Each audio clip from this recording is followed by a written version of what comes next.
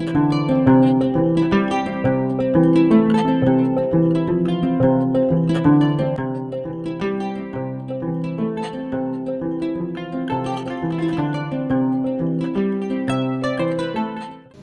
et messieurs les représentants des structures techniques ici présentes, mesdames et messieurs les représentants des PTF ici présents, messieurs les doyens de la recherche, chers invités, au nom de l'ONG Umundi, ex-SOS Fin Belgique et à mon nom propre, j'exprime ici mes sincères reconnaissances à la série de Bunkoro et du district de Bamako pour avoir été invité à prendre la parole ici ce matin pour dire un mot à l'occasion de ce collège organisé par la série. Umundi a un programme qui est cofinancé par la coopération belge qui couvre la période 2022-2026. Et dans le cadre de ce programme-là, on a noué un partenariat avec la CRU. Alors on trouvait que c'était intéressant d'avoir ce nouveau partenariat parce qu'en fait la CRU fait le lien entre le monde paysan et la recherche traditionnelle. Ça nous semblait être un maillon vraiment important. Alors ici, on vient d'assister à un collège de la CRU. C'est une plateforme où tous les acteurs se retrouvent pour échanger entre nous en tant que producteurs et échanger aussi avec les chercheurs. Parler de tout ce qui est contrainte au niveau du producteur, depuis la production jusqu'à la commercialisation. Donc entre nous producteurs, les problèmes que nous avons, on en discute avec les chercheurs. S'il y a des solutions à nos problèmes, tout de suite, on nous donne les solutions. Et s'il n'y a pas de solution, on va traduire tout ça là en termes de contraintes. Et dans les jours à venir, on va faire des thèmes de recherche par rapport à ça. Agriculture grand A, donc en commande de cas. Donc, yota a bébé ira yokona. Il n'a pas bagamaro, il n'a pas djegemaro, il n'a pas yiri forotigu. Il n'a pas les kungo yiru fana, en commande de bé franca. Ni un collégien a kungo yere de bé. Gélea du même bé sénégalais comme Kayoro là. Au Gélea nous. Il n'a pas série irania takala série il n'a pas c'est une commission régionale des utilisateurs des résultats de la recherche donc avec ODK ni gɛlɛya minnu n'olu bɛ sɛnɛkɛlaw kan olu gɛlɛyaw ni an nana collège la ta i b'a an bɛ gɛlɛya ninnu fɔ donc n'o kɛra gafe ye gɛlɛya ninnu bɛ di chercheurs ma donc u bɛ ɲininiw kɛ a kan ka jaabi ɲumanw sɔrɔ k'olu di an ma. I b'a ye an bɛ taa ka taa baaraw kɛ olu baaraw lawale an ka forow la mais hali collège in fana kɛnɛ kan toujours an ka fɛn a bɛɛ bɛ bio kan bio parce que produits chimiques ninnu man d'an ye ten kosɛbɛ tuma bɛɛ i b'a sɔrɔ solution paysanne fana bɛ mɔgɔw bolo u b'olu fana fɔ. C'est un problème même qui concerne les producteurs. C'est les producteurs eux-mêmes qui amènent la matière à travailler. La matière à travailler vient même de ces producteurs, de ce collège. Tous les producteurs que vous venez de voir ici sont membres de la CRU. Et chaque producteur est venu au nom d'une organisation agricole. Il y a des critères pour adhérer à la CRU, pour l'organisation, et il y a aussi des critères pour que le membre qui vient représenter votre organisation. Il y a des critères pour tout ça. C'est les problèmes dont ils vivent quotidiennement au niveau de leur base, au niveau de leur village. Donc maintenant, ce sont ces problèmes-là qui sont remontés et qui sont discutés lors de ce collège. Je suis bara benen be jege bara dema be jege fantoro be jege de fere be jege dumuni glan be jege la balo ka kla ka wusu ka kene fere ka a wusule fere collège ni ya to anana nya haklina fo de ko be an jege tiku ka anyo fo anya nga degun fo senegalaw ka degun fana anya do fo la ka do me ola jege bara gele an fe min ya sisan o de jege shire te mali bolo anya kuma foro chama ko financement te andum ba don nu chesri akama financement be soro parce que jege de fo ka ta jege ta fo Benin fo Nigeria o jege de ne bina ta kana dama ango bonya ka kla ko shibo shi fola mina na dama ko o shi chena u bana kana ni kuraware o domo tarata temeni tunya kunyogonye antro shi fana mine ameno fana labalo ko bonya kango ni korolen kuraze donc gɛlɛyaba de bɛ anw jɛgɛ baaralaw kan ni kɔlɛsi mɔgɔ seri mɔgɔw sera k'u cɛsiri an ye pour que an ka se ka jɛgɛ fantɔrɔ yɔrɔ dɔ sɔrɔ jɛgɛ a tɔgɔ jɛgɛ si yɔrɔ dɔ sɔrɔ IER kuru kɔnɔ yan n'o ye Sotiba ye vraiment o bɛ diya an ye kosɛbɛ. Wahi Shop, parce que notre organisation c'est Wahi. On ne dit pas que c'est nous qui l'avons amené au Mali, mais là où on travaille avec tous les partenaires, on appelle ça Wahi Shop. Sinon son nom c'est Mongbin. J'ai exposé une légumineuse qui s'appelle le Mongbin, appelée haricot mongo, mais localement nous l'appelons le Wahi Shop. C'est une légumineuse, c'est un haricot, mais qui a des graines vertes, même séchées, mais qui est surtout très très riche et très résilient avec les changements climatiques. Cette richesse, c'est quoi? C'est qu'en termes de protéines, par exemple, la qualité et la quantité de protéines que dispose Wahi Shop est 4 à 5 fois plus grande que celle du niébé, qu'on appelle communément les haricots ou le chou ordinaire, le blanc. Il a une grande qualité dans la production. En fait, vous produisez du Wahi Shop en 45 jours et il s'adapte à tous les terrains. Sa résilience, c'est qu'il résiste aux inondations, il résiste à la sécheresse. Il est précoce parce qu'en 45 jours, vous pouvez le produire. Le président du CRU l'a témoigné. En termes de rentabilité, il produit. Selon les sols et l'entretien que vous lui faites en apport de fertilisants, vous pouvez aller de 600 kg à 1,5 tonne, voire même 2 tonnes. Il résiste aux maladies, il résiste aux insectes. Il est précoce, il s'adapte au sol. Donc, quoi de mieux qu'une légumineuse aussi riche peut vraiment nous apporter tous ces éléments-là. Voilà son avantage et voilà pourquoi nous le proposons pour lutter contre la faim et la malnutrition. Donc, pour vraiment lutter en faveur de la sécurité alimentaire, nous voulons le vulgariser au Mali. Nous voulons le vulgariser dans toute l'Afrique de l'Ouest. Nous avons comme menu le Wahi Shop. Oui, le Wahi Shop qui est transformé en 5 menus. 5 menus. 5 menus, mais en 3 catégories. Le Mongbin Wahi Shop à la vapeur. Donc, nous avons épicé, plus légumes, et nous avons simple avec que du sel. J'ai trouvé un espace assez exceptionnel parce que c'est un espace qui met en relation des chercheurs avec des producteurs. Pour promouvoir un tel produit qui est le Wahi Shop, il faut qu'on passe par les chercheurs qui vont valider ses qualités nutritives du point de vue scientifique, ses qualités nutritionnelles, qui vont valider aussi ses qualités en termes de techniques culturelles. Ani hakilinaw fale-fale siw kan ka hakilinaw fale-fale baganw ka banaw kan ka hakilina fale-fale fɛnmisɛnnin min bɛ nakɔfɛnw tiɲɛ ani fulakan ka sɔrɔ la cogo min i bɛ se ka dɔ dɔn nka nin sen fɛ i bɛ caman dɔn ne kɔni nisɔndiyara o la. Je suis étudiante en agroéconomie. Je fais mon mémoire sur la vulgarisation de champignons comestibles sauvages au Mali ici. Vu que c'est quelque chose qui n'est pas du tout connu et qui est très bon pour la santé. On bɛ ka baara kɛ mun kan o tɛ an bɛ taa mun si san tubabu la ou bien dafɛ jamana na an bɛ ka baara kɛ mun kan o ye Mali kɔnɔna yɛrɛ ta ye. SOS mɔgɔw y'a kuma fɔ u ko k'olu kun t'a dɔn k'a fɔ ko champion bɛ Mali la parce que Mali ye ja jamana de ye. An ye sɛnɛfɛn dɔw ye fɛnɛ an kun ti mun kalama ni an b'a fɔ ma ko turi sigilan a tɔgɔ wɛrɛ b'a la an t'olu dɔn an y'olu dɔn kɛnɛ kan yan nɔ. Champion bɛ bɔ nɛmayɔrɔ la n'i ye tubabu papiyew lajɛ nɛmayɔrɔ i n'a fɔ Côte d'Ivoire i n'a fɔ Togo i n'a fɔ Benin ka se farafinna camancɛ dugu ninnu ma Congo ninnu ni Rwanda ninnu a bɛ bɔ yen po parce que olu ka sanji olu bɛ se ka kalo 8 kɛ sanji la donc a basigilen don yen mais k'a fɔ k'a bɛ bɔ an fɛ yan olu kun hakili m'o ye mais a bɛ bɔ an fɛ yan a yɛrɛ b'o dɔn si b'an anw fɛ yan mun ni an yɛrɛ ka funɛni a n'an ka sanji hakɛ taabolo o bɛrɛ bɛnnen don. Bɛlɛkɔkaw y'o fɔ an sera Kolokani an y'a ye k'a fɔ fana a bɛ bɔ yen nɔ olu fana b'a tɔmɔ yen nɔ donc u y'a décidé k'a fɔ ko Bɛlɛkɔkaw SOS bɛ u dɛmɛ o ni ɲinikɛlaw k'u bolo di ɲɔgɔn ma walasa mun bɛ se ka kɛ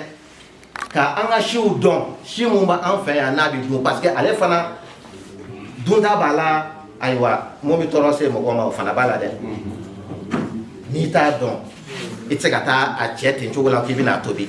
N'i bɛ champion consommé mɔgɔ ka taux de glycémie n'an b'a fɔ o ma diabète a b'a équilibré a bɛ mɔgɔ joli saniya vitamine B3 b'a la vitamine B2 b'a la pro vitamine D o fɛnɛ bɛ a la a bɛ mɔgɔ dɛmɛ fer ko ta fanfɛyɔrɔ la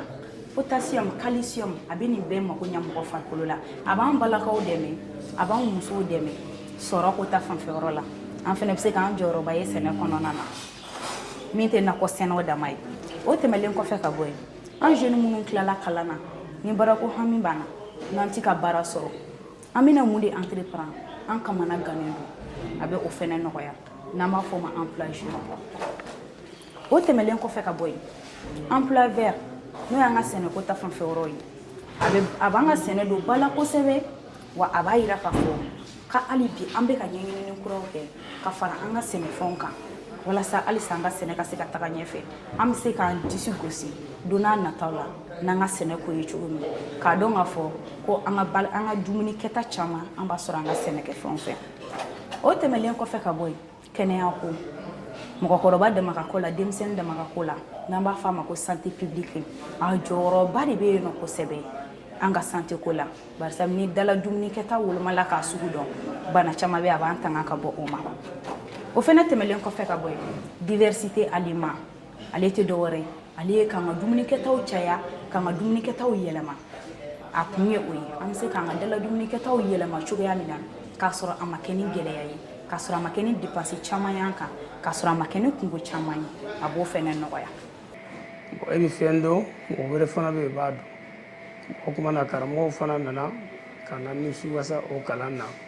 an kɔni alhamdulilayi an bɛ ala tanu o la an ye faamuyali caman sɔrɔ a la.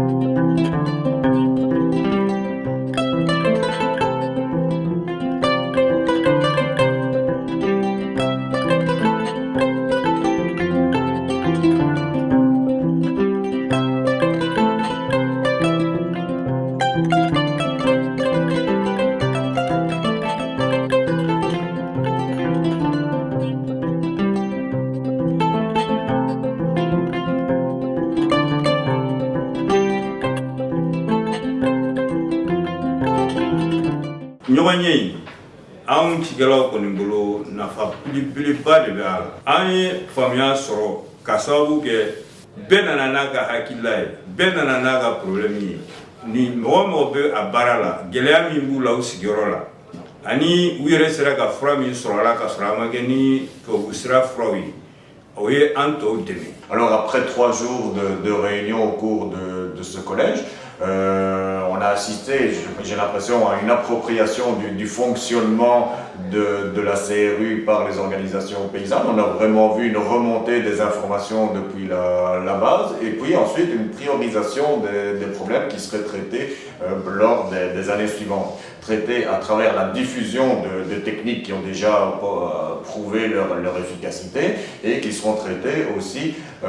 grâce au financement de recherches complémentaires lorsqu'il n'y a pas encore de solution disponible. Donc on est pleinement satisfait de ces 3 jours de collège. On peut fouiller que collège organisateur au monde kara sababu ɲuman ka collège in kɛ ala ye ne garijɛgɛ nin ye ne sanfɛla la tiɲɛ yɛrɛ la ne ye fɛn caman b'a kɔnɔ ka fɛn caman y'a kɔnɔ min ye nimisi wasa a bɛ somɔgɔ sama sɔrɔ a bɛ jɛɲɔgɔn saba sɔrɔ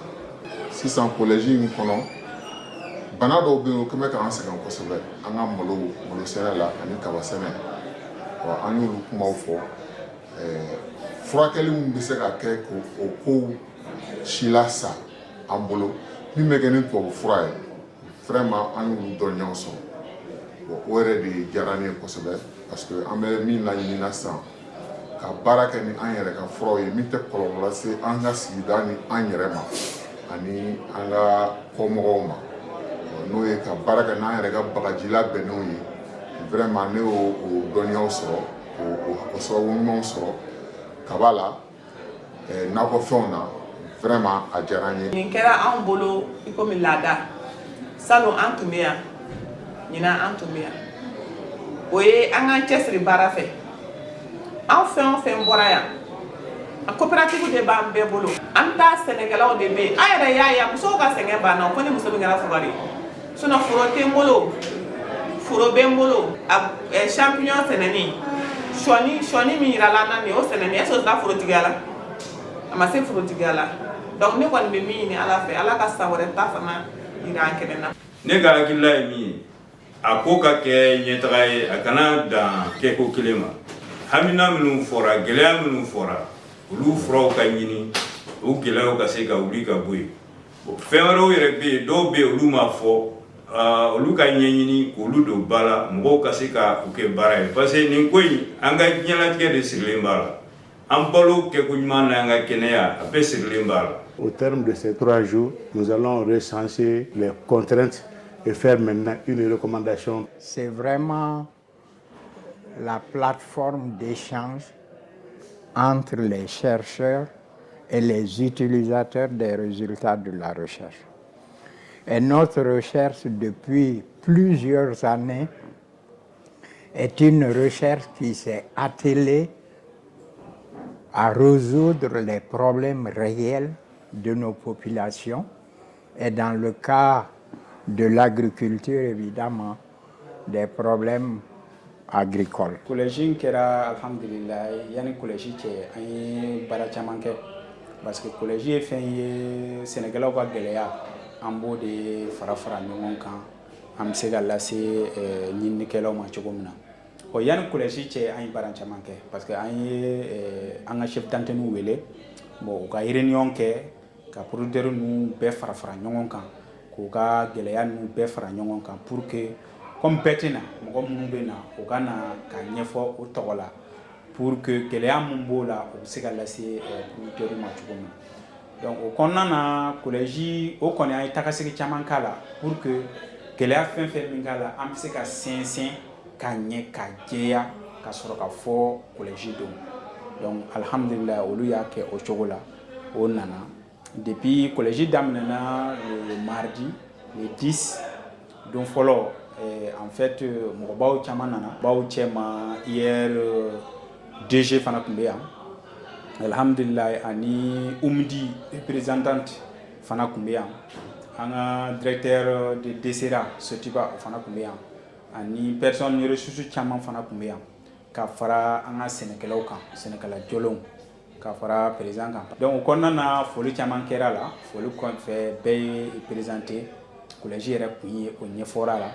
et puis kɔfɛ seri yɛrɛ ye jumɛn ye an y'a ɲɛfɔ seri ye jumɛn ye seri bɛ yen sɛnɛkɛlaw ni ɲininikɛlaw cɛ seri yɛrɛ ka baara yɛrɛ ɲini de ka collège organiser ka contrainte ninnu gɛlɛya ninnu k'o ɲini ka da di fɛngɛw ma chercheurs ma parce que français là on b'a fɔ ko la jury est pour l'interface entre les producteurs et les chercheurs donc série B producteurs ni chercheurs ni ɲɔgɔn cɛ pour que producteurs ka gɛlɛya bɛ se ka a ko ka bɔ a la cogo min na donc o présentation ni o objectif ninnu bɛɛ kɛlen kɔfɛ donc an ye min daminɛ gɛlɛya an ye classification daminɛ gɛlɛya ninnu na classification ye jumɛn ye par exemple ɲɔw na kaba keninge saɲɔ ani sɔ donc gɛlɛya ka ca yɔrɔ jumɛn donc bɛɛ wulila a ma da mɔgɔ kelen ma dɛ bɛɛ de wulila ka kuma donc nin ne bɛ yen nin ne bɛ yen nin ne bɛ yen donc bɛɛ ye o ta fɔ donc an y'a ye fɔta cayara yɔrɔ min na an y'o de ta donc o la an ye dɔ ta kaba taara la